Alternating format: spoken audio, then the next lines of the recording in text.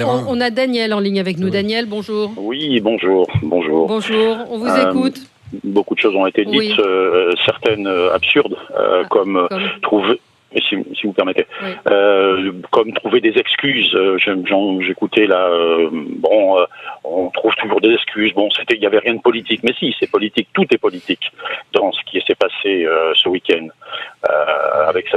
C'est une politique contre l'État et tout ce qui représente l'État.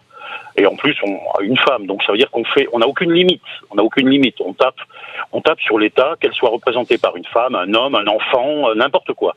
Donc, ne pas vouloir voir de la politique derrière tout ce qui s'est passé, c'est encore une fois être aveugle. Et tous ces aveuglements donnent la situation que l'on a, qui va s'empirer jusqu'au jour où, pourquoi pas, des départements feront sécession. Enfin, j'en connais un qui pourra, d'ici quelques années, faire sécession et qui imprimera sa loi. Parce que la loi française n'est pas respectée. Quand on voit que Vieille Vorka dit que les 1031 voitures qui ont brûlé ce week-end, c'est pas de la politique, c'est ludique, bon, très bien, continuons comme ça. Alors certains ont parlé de certaines choses qui sont tout à fait entendables. Il faut redonner confiance aux policiers, ne pas se jeter sur eux dès qu'il y a un dérapage, comme vous dites, vous, les journalistes, parce que vous n'êtes pas exempt de tout reproche. Oui, mais moi j'ai pas employé le mot de dérapage. Hein. Non, mais je parle pas de vous. Ne prenez pas tout pour vous. Non, mais je dis que j'ai pas entendu dérapage sur ce. Non, pas là. Mais un de vos interlocuteurs a parlé que certains se jettent sur les policiers quand ils ont commis quelque chose, mais dans le feu de l'action. Il y a souvent aucune intention de mal faire. Mais quand vous êtes aux prises avec des gens qui sont irascibles, eh bien, de temps en temps, il y a des choses qui se passent qu'on n'aurait pas voulu voir se passer, mais qui se passent quand même parce que. Mais là, quand on voit Hollande qui va au chevet de ce jeune homme il y a 2 ans, on ne sait toujours pas le fin mot de l'histoire. Oui, de Théo. Oui. On ne sait toujours pas le fin mot de l'histoire. Je me rappelle il y a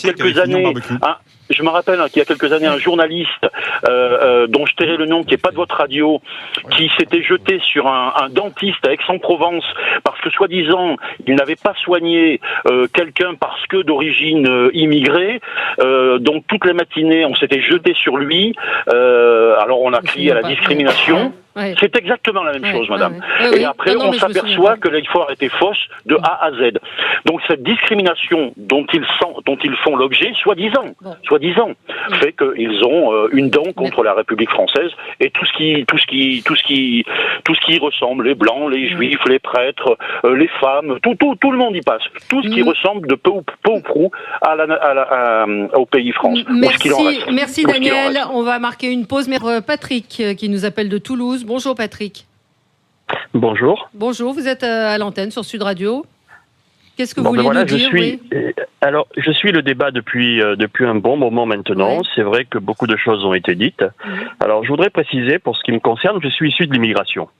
Voilà, je suis noir et j'ai pas peur d'employer ce mot-là. Et quand j'assiste à ce spectacle, l'image qui m'est renvoyée est une image tout à fait communautariste, puisque je vois dans ces bandes, je vois des jeunes qui sont issus du même, a priori, continent que moi, c'est-à-dire l'Afrique, voilà, que ce soit l'Afrique noire ou l'Afrique du Nord.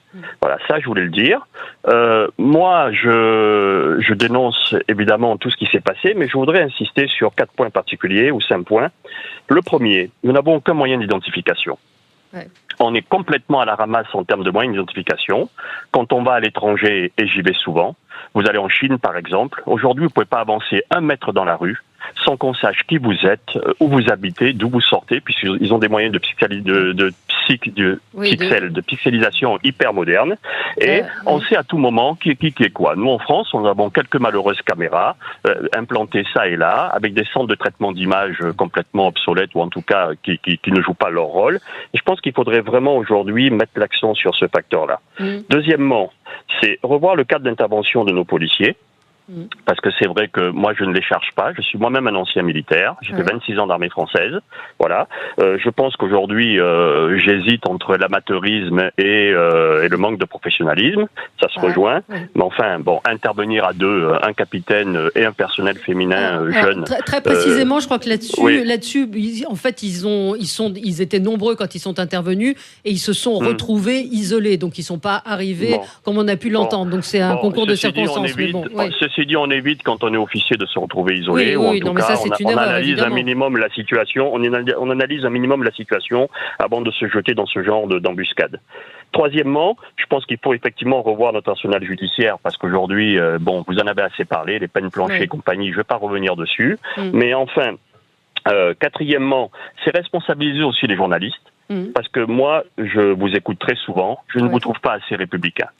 Globalement, c'est une idéologie. C'est-à-dire que souvent, vous êtes dans la polémique plutôt que dans le fait. Les forces de l'ordre, vous les défendez pas souvent. Voilà, vous engouffrez tout de suite. Enfin, je dis ce que je pense. Je fais l'antenne, je dis ce que je pense.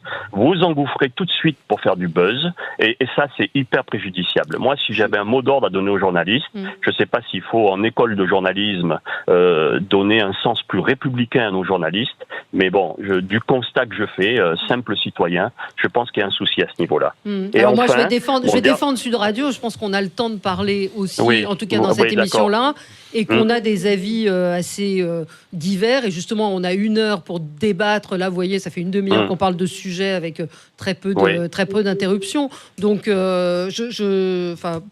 j'ai pas le sentiment. Alors, ne vous sentez pas attaqué, personnellement au titre de votre radio. Mais globalement, j'ai entendu parler, par exemple, de l'affaire Théo. Bon, l'affaire Théo, je la suis, forcément. C'était également une personne de couleur. Bon, quand on regarde objectivement, pour ceux qui sont un peu proches du dossier, il semblerait que c'était une crapule finie. Voilà, le président s'est engouffré à son chevet. Je veux dire, il y a une réaction globale, politique. Bon, voilà.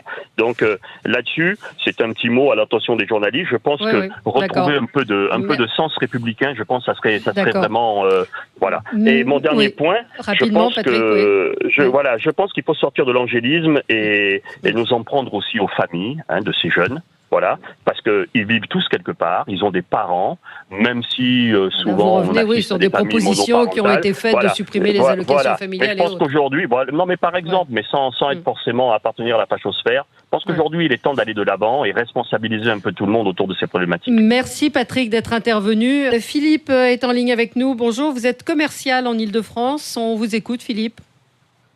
Oui, bonjour. Donc, merci de me donner la parole. Moi, je voulais continuer. Il y a un monsieur qui n'a pas été assez loin puisqu'il voulait pas faire de délation.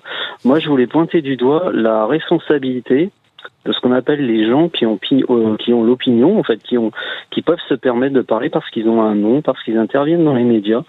Donc, et qui eux appellent, parce que ce qu'on vient de vivre là, c'est un épiphénomène, hein. On en parle parce qu'il y a les images et que ça a fait scandale. Mais vous savez, moi, je le vis tous les jours, ça. Nous, les citoyens, on le vit tous les jours. Les policiers le vivent tous les jours, ça. C'est-à-dire, la volonté de pas respecter la loi, tout ce qui fait qu'aujourd'hui, tout est prétexte à agresser quelqu'un, tout est prétexte à agresser la loi. Aujourd'hui, c'est notre quotidien, ça faut pas vous leurrer. Mais alors, c'est quoi? Donnez-nous des exemples de ce à quoi vous êtes confrontés. Et moi, je voulais pointer du doigt, c'est des Mathieu Kassovitz, des rappeurs Ross qui eux ont pignon sur lui, et qui eux appellent les gens de Mediapart, qui eux appellent aussi que c'est de la démocratie. La démocratie, il faut tabasser du flic, ça amène à réfléchir à la démocratie. Mais ces gens-là, eux, on leur donne la parole, et eux véhiculent ça. Et quand vous avez des gens qui sont faibles ou désœuvrés, parce que je peux comprendre aussi qu'il y a une jeunesse qui est paumée, tout ça, je peux le comprendre, tout ça. Mais quand vous mettez ça dans la tête de certains gamins, vous savez pourquoi les gamins aujourd'hui sont de plus en plus jeunes, ils sont vieux. Ah, on vous a perdu.